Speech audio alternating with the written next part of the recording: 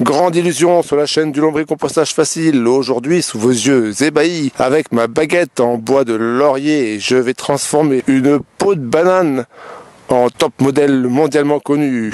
Abracadabra, fouchtra. Mais il est raté ton tour. T'as transformé ta peau de banane en fleur. Ah oui, mais pas n'importe quelle fleur.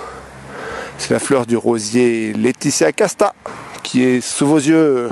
Valoriser cette peau de banane en compost qui va ensuite être transformée en jolies fleurs. Je vous montrerai les fleurs cet été promis. Et je vous montrerai notamment une Laetitia casta sortie de ce rosier là. Une belle Laetitia casta. Ah, Laetitia casta. Si tu regardes cette vidéo, tu es invité chez moi. Tu pourras venir admirer ton rosier et venir supporter le lombricompostage. Si j'ai Laetitia casta qui vient faire l'égérie du lombricompostage facile, c'est pas 3000 abonnés que je vais avoir à la fin. Hein.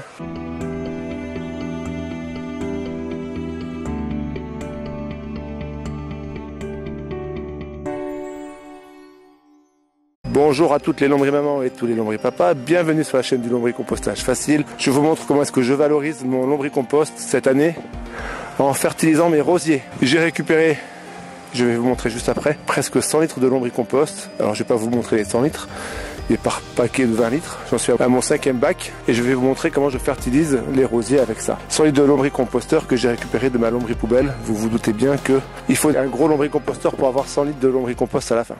Ceci est un rosier Nicolas Hulot. Il a parrainé ce rosier-là parce que c'est un rosier qui pousse sans quasiment avoir besoin d'entretien, ni de pesticides, ni rien. Il résiste à quasiment tout, sans problème. Et il fait des superbes fleurs jaunes, sans qu'il y ait besoin de polluer la planète. Et c'est pour ça qu'il l'a retenu.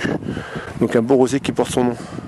Avec ma fourche, j'ai d'abord enlevé le paillage qui était autour de ce rosier, ainsi que quelques mauvaises herbes qui traînaient là. Voilà, ça c'est du compost de la lombripoubelle, avec quelques vers. Quand on récolte dans la lombripoubelle, il y a quelques vers qui viennent, hein. Mais pas beaucoup, vous voyez, hein. J'ai pas eu besoin de faire de tri du tout. Et les quelques vers qui sont là, ils vont vivre leur vie de toute façon. Alors, un petit mot particulier sur ce lombricompost. J'ai pris des feuilles de laurier bien sèches de ma haie. J'ai voulu essayer ça comme apport carboné en complément des déchets de cuisine. Ça a pas mal marché, sauf que ce type de feuilles-là, que j'ai peut-être pas assez broyé d'ailleurs au passage, je les ai pas broyées du tout d'ailleurs, je les ai récupérées comme ça au sol. Ces feuilles-là, elles sont quand même assez dures à lombricomposter. Donc du coup, il me reste encore quelques-unes. Mais pas des masses, hein, vous voyez, il en reste encore un petit peu, mais sans que ça soit dramatique. L'année prochaine, je pense que je les passerai dans ma broyeuse de feuilles que j'utilise pour souffler les feuilles en automne, à la fin de l'automne, pour pouvoir ensuite les ramasser, je les souffle et je les broie. Et là, si je les broie, je pense que j'aurai un super compost à la fin, beaucoup plus homogène que ça. Mais ça, c'est déjà pas mal et c'est largement suffisant pour ce que je veux en faire. Je mets 3 ou 4 grosses poignées au pied et ensuite, avec la fourche, je vais légèrement l'incorporer au niveau du sol, à la couche supérieure du sol, mais légèrement, à peine.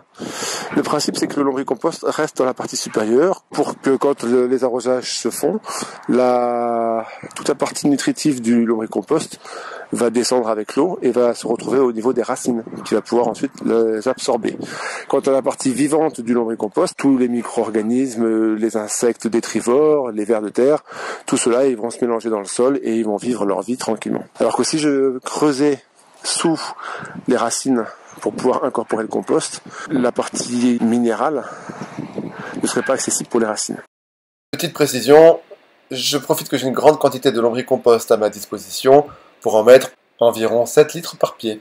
Une fois que j'aurai disposé le lombricompost, je vais ensuite recouvrir le tout avec les couches supérieures que j'avais écartées préalablement pour tout remettre le plus possible dans le bon ordre initial.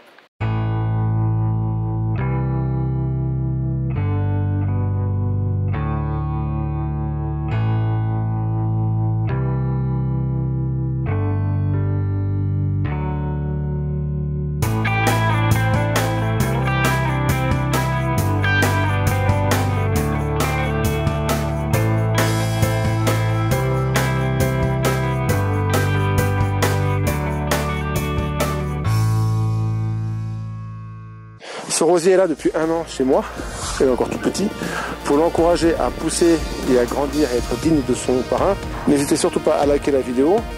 Plus de vidéos sur le sujet en cliquant ici. Pour ne louper aucun épisode du lombricompostage facile, c'est très simple, il suffit de cliquer ici, c'est gratuit et vous serez abonné. Je vous souhaite de passer une bonne fin de journée. À bientôt, salut!